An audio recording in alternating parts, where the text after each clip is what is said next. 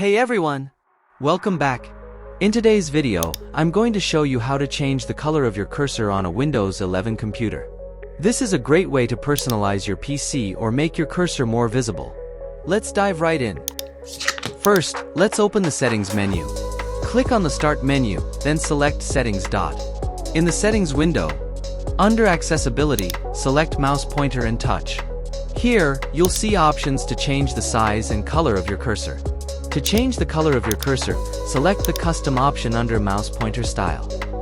You can choose from the preset colors available or click on the plus icon to pick a custom color. If you select the plus icon, a color picker will appear. Here, you can choose any color you like. Once you've chosen your color, click Done.